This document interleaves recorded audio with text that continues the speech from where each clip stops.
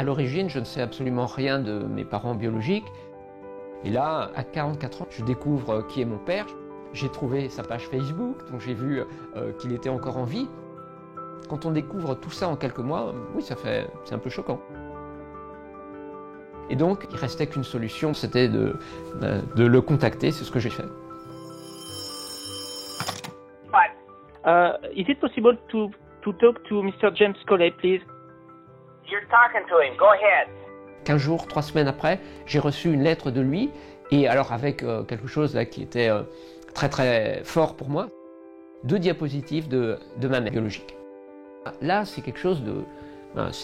ça arrive une fois dans sa vie, hein, et c'est effectivement un choc. Je m'appelle Vincent, et à 44 ans, j'ai fait un test ADN qui a changé ma vie. J'ai été adopté à 1 an et demi et j'ai grandi à Fougères, en Bretagne. Alors j'ai une sœur qui est elle aussi adoptée du Vietnam. À l'origine, je ne sais absolument rien de mes parents biologiques. 3 mois à peu près après la mort de mon père adoptif, j'ai lu sur internet qu'un jeune homme qui était exactement dans la même situation que moi avait retrouvé son père biologique aux États-Unis en faisant des tests ADN. Et là, ça a fait un déclic dans mon esprit. Je me suis dit, mais il faut absolument que je tente la même chose. La première démarche, c'est de commander des tests ADN. Et l'idée, c'est d'envoyer au maximum de sites de tests pour pouvoir avoir le maximum d'indices. Donc j'ai dû faire 4 ou 5 tests. J'ai voulu garder des traces de la découverte progressive de mes origines. Et donc du coup, je me suis filmé lorsque j'ai découvert le résultat avec ma femme. On va voir ce que ça donne exactement. Attention, c'est parti. Alors regarde, Asie du Sud-Est, évidemment. France. Et European. Et t'as vu, regarde. Ah ouais, ça c'est une vietnamienne. Hein. Il y a aussi vietnamien dans les... Il y a 2 choses en fait. On découvre ce qu'on va appeler son mixte ethnique, hein, c'est-à-dire quelles origines on a. Et moi en l'occurrence, qu'il y avait cette partie asiatique, 50, et l'autre partie européenne, anglo-britannique, irlandaise, à 50%. Et la deuxième chose qu'on a, c'est tout un ensemble de relations avec des cousins qui sont des gens avec qui on partage un pourcentage d'ADN. Et moi j'ai découvert donc, que j'avais 800 cousins aux États-Unis. Alors en fait, ce qui s'est passé, c'est que j'étais en correspondance permanente avec des cousines que j'ai retrouvées donc, par ces sites internet, et notamment une en particulier qui était très très forte en généalogie. Un jour m'a envoyé un message et elle m'a dit « On a quelqu'un qui correspond au mariage d'un monsieur X avec une madame Y que tu recherches ». J'ai retrouvé qui ça peut être, et donc l'hypothèse la plus forte, c'est que cette personne était mon père.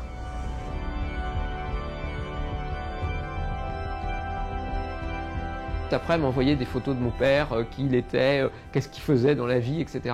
Donc en gros, j'ai quasiment tout appris sur lui en quelques minutes. J'ai découvert que cette personne, cet homme, a été militaire toute sa vie. Donc c'était une bonne raison de penser qu'il était au Vietnam au moment de la guerre du Vietnam. J'ai trouvé sa page Facebook, donc j'ai vu qu'il était encore en vie. Et donc, il restait qu'une solution pour en être absolument sûr, c'était de le contacter, c'est ce que j'ai fait.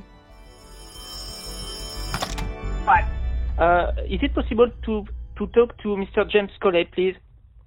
You're talking to him. Go ahead. Et là, du coup, j'ai pu dérouler ce que je voulais lui demander, c'est-à-dire lui expliquer petit à petit, progressivement, ce qu'il en était. We are related by genealogy. You understand that? You and I are related? Yes, yes, yes. Moi, je lui ai dit, je suis français, j'ai grandi en France, j'ai fait des recherches ADN récemment, je ne sais pas si vous en avez entendu parler. Et en fait, il m'a dit, bravo, félicitations, vous avez résolu l'énigme, envoyez-moi une lettre et avec des informations, et je vous donnerai les informations que j'ai. Là, c'était assez froid, assez, on va dire, technique. Alors donc, je lui ai envoyé un courrier très précis, en lui expliquant ma vie en France, etc., des photos de ma famille, de mes enfants. Donc dans mon courrier, je lui dis, si vous avez des informations médicales sur vos parents, vous-même, ça serait important que je les connaisse. Et évidemment, Autre chose que je voulais savoir, c'est si il avait une idée de qui était ma mère.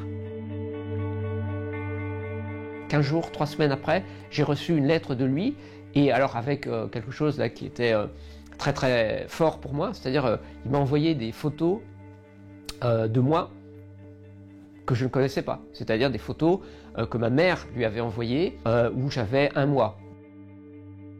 Moi, les premières photos que j'avais jusqu'à présent, j'avais 1 an et demi. Donc je ne m'étais jamais vu en photo à cet âge-là. Et peu de temps après, dans un deuxième courrier, il va m'envoyer des photos qu'il a conservées, 2 diapositives de ma mère.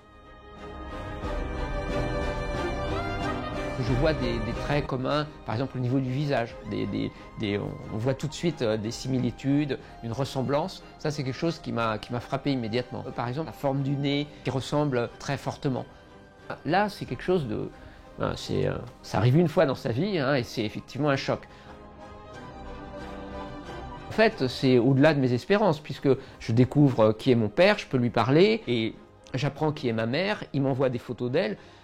Tout ça, je n'en avais aucune idée, je savais 0. Hein. Donc, quand on découvre tout ça en quelques mois, oui, c'est un peu choquant. J'imaginais que c'était un jeune homme, qu'il avait 17-18 ans, et qu'il avait eu une aventure avec une Vietnamienne sur place, et qui n'était même pas au courant qu'il avait un enfant. C'était absolument pas ça. Dans son cas, ce que je découvre, c'est qu'il était déjà lieutenant à l'époque et il est déjà marié avec la même femme qui est toujours sa femme au moment où il m'écrit cette lettre. Il a conservé ces photos de ma mère et de moi pendant une quarantaine d'années sans que sa famille soit absolument au courant de rien. Là, moi-même, ça m'a soufflé, ça m'a stupéfié. Je me suis dit, en fait, c'est un militaire. Il a compartimenté sa vie de manière extrêmement stricte et il y avait ce qui était de l'ordre de ses missions. Il est parti, il a fait pas mal de missions aux 4 coins du monde et puis sa vie privée. Et il ne mélangeait pas les deux.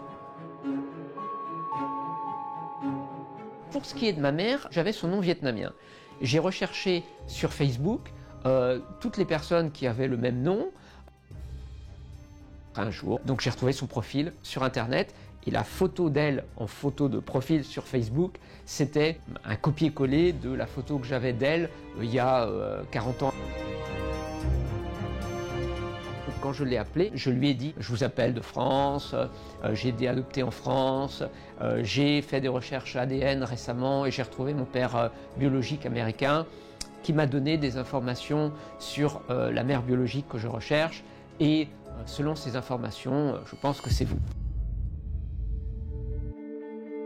Elle a été extrêmement émue, elle m'a dit qu'elle m'avait recherché toute sa vie, et en fait c'est une histoire assez compliquée. Elle est partie du Vietnam avec l'intention de me faire venir après avec elle aux États-Unis, et ça n'a jamais marché auprès des autorités vietnamiennes, donc après elle n'a jamais plus trace de moi. Et là, imaginez que ma mère vivait au soleil de Floride toutes ces années où moi j'étais en Bretagne et où mes sœurs ont grandi. Très vite, hein, on va avoir le désir avec ma mère de se voir.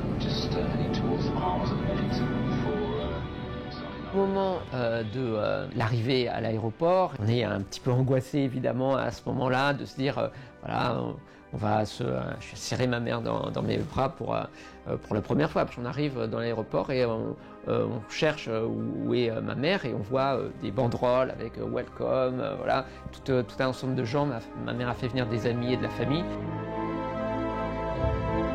C'est le premier moment où on se voit véritablement. C'est un moment évidemment inoubliable qui n'arrive qu'une fois dans sa vie, on peut dire. On est resté 15 jours chez elle et puis donc on a fait le tour de la famille, des amis, etc. Ma mère était enchantée de me présenter à toutes ses connaissances, donc voilà, on a fait le tour des gens qu'elle connaissait. Ce qui est aussi très très fort, c'est que je vais rencontrer Jerry, qui est celui qui aurait pu être mon père et qui avait prévu de m'adopter et de partir avec lui aux États-Unis. Donc ça, ouais, c'est vraiment un moment extrêmement fort de le rencontrer. Alors je devais m'appeler Jerry Berkheimer Jr. Mon nom vietnamien, c'est Dang Viet My, et ça veut dire Dang, c'est le nom de famille de ma mère, et Viet, ça veut dire vietnamien, My, ça veut dire américain. Alors malheureusement, mon père biologique est décédé il y a quelques temps. Ouais. Autant que je le sache, sa femme n'est toujours pas au courant. Par contre, ses enfants le sont. Et ils m'ont contacté. Mais voilà, on va dire que ça reste très compliqué parce qu'évidemment, ils ont un grand respect pour leur mère. Dans cette histoire, ce qui est assez incroyable, c'est de se dire que moi, mon destin, il a tenu à vraiment un papier des autorités vietnamiennes. Il rajoutait un tampon à un moment sur un document et je ne grandissais pas en Bretagne, mais en Floride.